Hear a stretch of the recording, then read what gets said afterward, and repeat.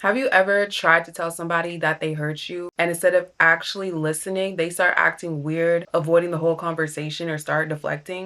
People would rather never speak to you again than have one uncomfortable conversation with you. And it's because that one uncomfortable conversation is them owing you an apology. The reason why people would rather deflect or just stop hanging out with you, stop talking to you, rather than apologizing is because apologies require accountability. To be accountable means that you're being honest. Some people would rather lose you than to have to face themselves because apparently it's too much to say to somebody, hey, I messed up, I'm sorry. A lot of people lead with, oh, you're not happy? Oh, well, then go be unhappy. What kind of mending is that? People think that time passed is an apology. Like, who forgot? If I come to you and tell you about some shit that's like bothering me, and you try to make it seem like me being bothered is a problem, my perspective of you has now changed. Because the fact that you did some weird shit to me, and I told you I didn't like it, and I brought it to your attention, and you proceeded to act weird about how I reacted to what you did to me, you're now a weirdo, and I can't be around you anymore. My feelings are not safe here, so I am no longer safe here.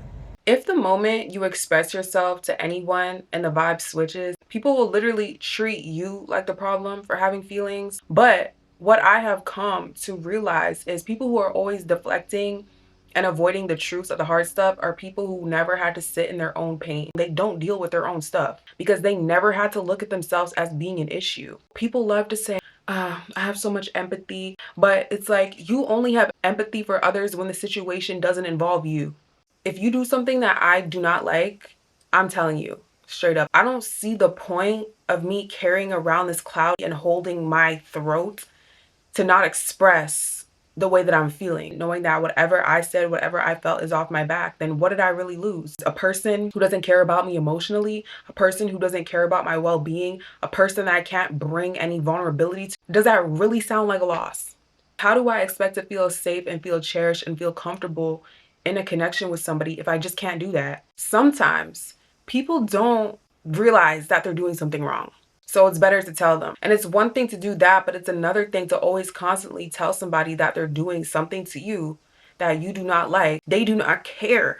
And I think you just got to realize that some people's brains are not wired for them to think or see or feel things the way that you're seeing them. If you have a good heart and you're putting all of your energy and your time into someone and you're wondering why you're not receiving it back and you're being so considerate and you would never do somebody like that, but they do it to you. If you tried and you know that's not going to get you anywhere, do not bring depth to surface level people. You're going to get the same outcome each time, thinking that you're going to be heard. And what's going to happen in the end when you keep doing this is you're going to leave that situation carrying your own pain and them not understanding you on top of it. Double homicide.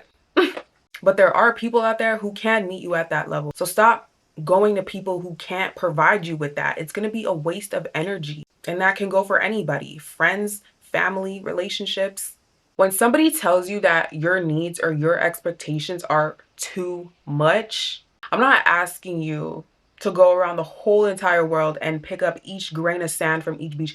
Like, basic emotional safety is too much of an expectation for people who never had to meet themselves with that expectation. To feel heard, to feel seen, and to feel cared for is apparently too much. And you know what is very mind-boggling? Is these high expectations just to be met on the same emotional level that's free. That costs $0.99 to meet me at the same place. Did you know that? Conflict will happen regardless wherever you go. Humans do not see things the same way, so it causes that tension, that friction. But if you can come together and talk about it and make peace and move on, then there you go. That's how life should be. Easy, simple, blah, blah, blah. But no, people out here want to make a whole situation about you being the fact that you ruined the peace by saying anything. I'm so sorry. I just would rather never talk to you, because if that feels like too much for somebody to handle and understand, or even try to understand, then you're simply just asking the wrong people. How are you bringing emotions to someone who doesn't deal with emotions? That just doesn't make any sense. That's like driving down a road and seeing that one sign that tells you it's a dead end. That's literally what you be driving into dealing with these types of people. I have realized growth comes from how much you can really face about yourself without running away from it. Maybe things are always going the same way to show you a pattern of things that you need to break. Not everybody is an issue. Sometimes you can also be an issue. Invalidation does not mean your feelings are not valid. It just means people are not ready to handle real accountability. Protect your peace and only give depth to people who can hold it.